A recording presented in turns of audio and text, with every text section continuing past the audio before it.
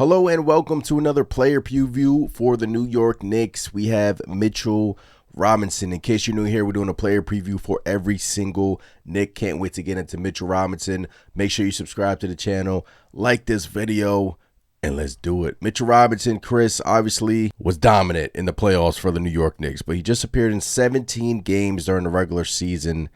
So his 2024 season was limited due to injury, obviously, with his foot. So Mitchell Robinson, Chris, enters the 2025-2026 season as the longest tenured Knick on the team. That has some pull, right? That's he could walk around and gloat about that, right? Yeah, absolutely. I mean, I'd hope so, right? Yeah. I mean, look, there's not that many players out there that can say. I mean, there's not that many players. He's the only one. I can say, hey, in recent years, I've been on the New York Knicks and have not gone anywhere. You know, they've kept me around. You know, I mean, I think that's a badge of honor in itself. And hell yeah, he should have major pull when it comes to the New York Knicks organization. But like you mentioned, 17 games in the regular season, kind of a flip-flop of what we're used to with Mitchell Robinson. You know, usually he starts the season and then ends up getting hurt and cannot finish the season when we need him the most. But this time it was kind of the opposite, right? What did you think about Mitchell Robinson? Obviously, shortened regular season, dealing with the injury and all, but big impact in the postseason once he got rolling. Yeah, when available, Mitch Robinson remains one of the most disruptive shot blockers and deterrents in the NBA. In the 2025 playoffs, he posted the lowest defensive rating amongst Knicks players with at least 200 minutes. That is from Posting and Toasting. So, elite offensive rebounding, Chris. He's really efficient in his limited role. The New York Knicks did not extend him. He is on the final year of his contract, $12.9 million. It's a great contract for the value he provides. And yet, we're still sitting here on September 24th when we're recording this. Training camp just opened today.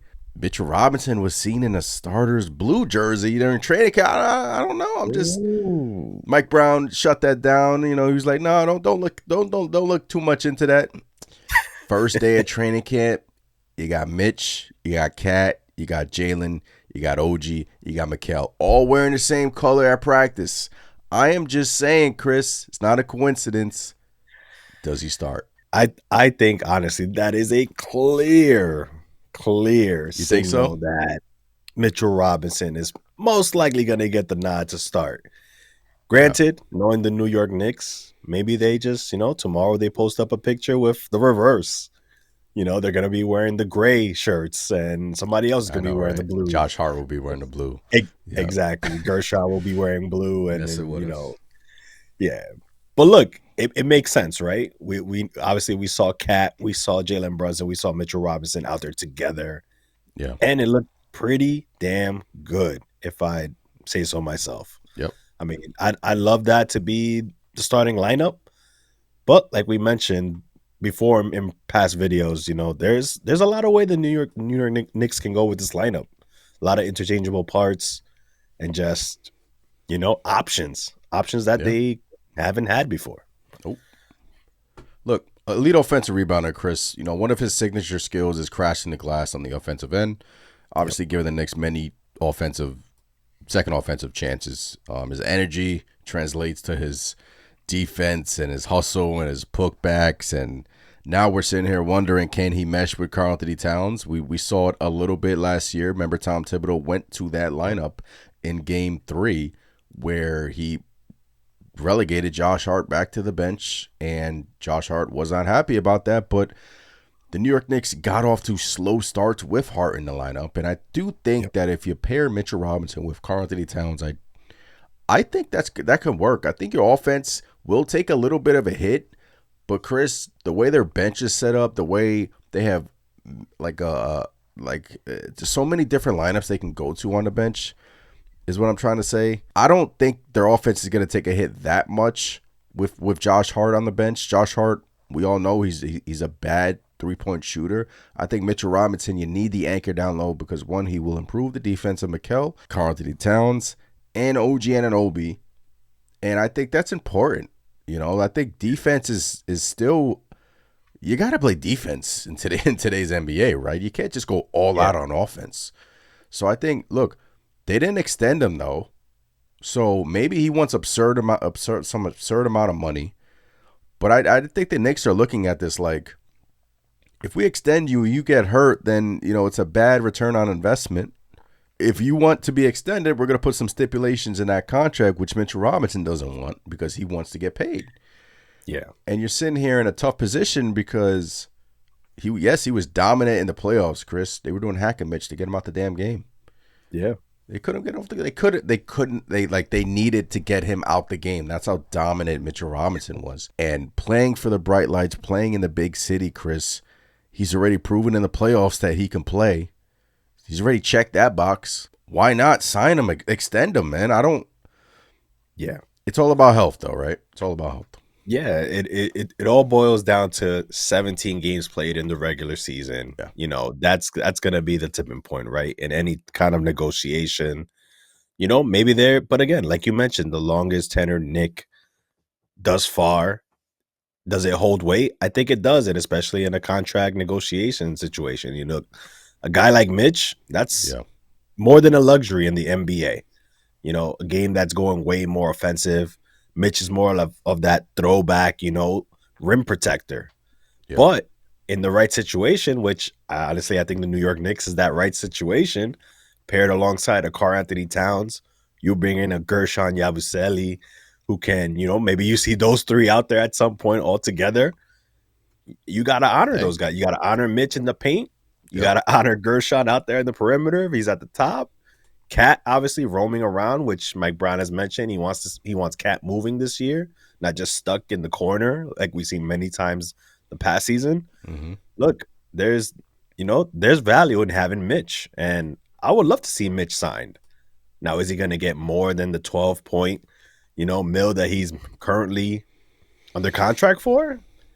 I don't know. I think there has to be some give there because obviously he's been injured. He has an injury riddled past. And look, I think the Knicks can figure something out with Mitchell Robinson.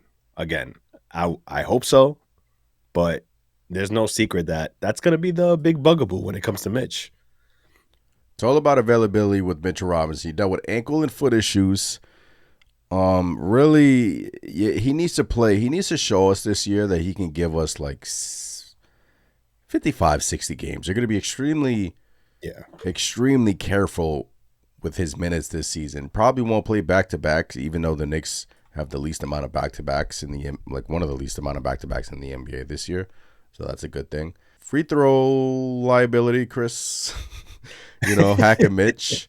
A lot of Knicks fans get on him because they're like, bro, you are a big man and you haven't been working on your free throws. What's going on? Like, that's a liability. We need you on the court. And if they're doing a hack and Mitch, that's why you can't be on the court. And we saw that in the playoffs. You concerned about that? Or it's just what comes with him? You know what? I was concerned about that. And obviously we saw it all the time during the Knicks playoff run. But you got to give credit to Mitch, right? He actually went into the lab during that postseason run, and he started making adjustments. He made adjustments to his free throw shot, the way he got the arc on the ball, and it showed dividends pretty much right away. Yeah. And from what I've been seeing following Mitchell Robinson's offseason, the little clips you see here and there, looks like he's been carrying on with that and trying to get better and better from the free throw line. So look. At that gym? At the Black Ops gym, though? Not at the Black Ops gym, because he would hit every single. He would never miss. He would never miss. He shoots 100% on free throws out there. Now, this was a regular gym, probably out in like Houston or something like that. Who knows? But like, I think he has another house in Memphis, I believe. he's been working on his craft. Yeah. So I think Mitchell Robinson, look, he's not going to shoot 80 or 90% from the free throw line, but I think he'll be much improved. Mm-hmm. So not too much of a worry, man, because look, again, Mitchell Robinson has to be rolling and doing great things for you if teams are resorting to hack a Mitch, and you can't discount those things. Yeah, look, limit his minute load. Gas tank, we saw a little bit last year, kind of ran on E a little bit at times. starting lineup. It depends whether you want to start him or whether you want to bring him off the bench. I think it's valuable to start that because then you can still limit his minutes even though you're starting him. You can still maybe close out with Yabusele, but I think starting these games off not down by like 15 is important because I remember games last year. It's just in the blink of an eye, down 20, down 20, down 15, down 20. It's like no discipline, nothing of that sorts whatsoever.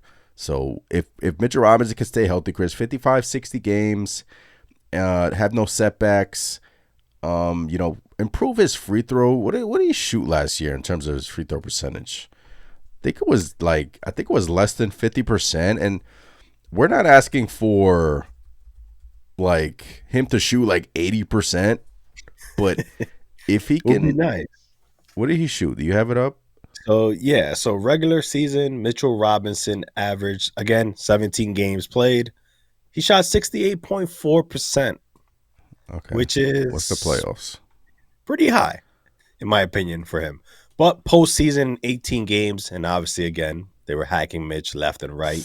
That dipped down to 39.3. Yeah. Which was brutal. Not going to lie. That's pretty damn brutal. Can't happen. 39%. That needs to at least be 50%, 55%. 39% is really, really bad. Like, really bad. And we saw it affect him a little bit. But like you said, he got back in the lab. New coaching staff, so they might utilize him differently. They might utilize him on lobs differently, Chris, this year. The Knicks, it's been, they miss him a lot on lobs. I've been saying that for years now. And Karl-Anthony Towns and Rudy Gobert had chemistry in Minnesota, and Karl-Anthony Towns was a good lob passer to Rudy Gobert. So Knicks say they want to play fast. And if you want to play fast, Mitchell Robinson, I think the paint's going to be open and the lobs are going to be there for Mitchell Robinson. And I think it's up to the Knicks. It's up to your captain. It's up to Cat McHale to get the ball to him during these pick and rolls and just throw it up there for him because what he has proven, Chris, is he's a really good finisher around the rim. Yep. And even if he misses, he's grabbing that thing. Yeah. He's grabbing it. He runs the court too. So on fast breaks, Mitchell Robinson, he'll get down the court, man. You just got to find them. And like you mentioned, not something we've seen a lot throughout Mitchell Robinson's career for whatever reason. But yeah, he's definitely a lob threat, and that's something the Knicks should take advantage of, especially if they're playing faster under Mike Brown. I can't help but to think of that play where Mitchell Robinson was rotating to all 5 Celtic players during the playoffs. You remember that play? Yep. Where he sprinted back on defense, had like 4 rotations, which was insane. Special. You don't see that from the 5. You don't. From a traditional 5. You don't. With that size, like the vertical leap and it just the staying disciplined. He's starting, guys. He's a monster. He's You got to start Mitch. So more of the same for Mitch. Obviously, Chris and I expect him to start. You expect him to start, Chris? This is fluid, right? We shall see. Yeah, I think he starts, man. I think it makes sense with Karl-Anthony Towns, And then, like you mentioned, just because he starts doesn't mean he has to play a crazy amount of minutes. He could just be kind of like an opener and then see what happens throughout the flow of the game, right? You got to put him back in. Can you close with Yabusele? Maybe throwing some Okporti in there. Mm-hmm. The Knicks have options, man, and I think it's going to make it easier to manage a guy like Mitch's minutes. And I'm looking for great things from Mitch, man. Hopefully the Knicks can work something out with him long term, because longest tenor Nick, I wanted to stay like that.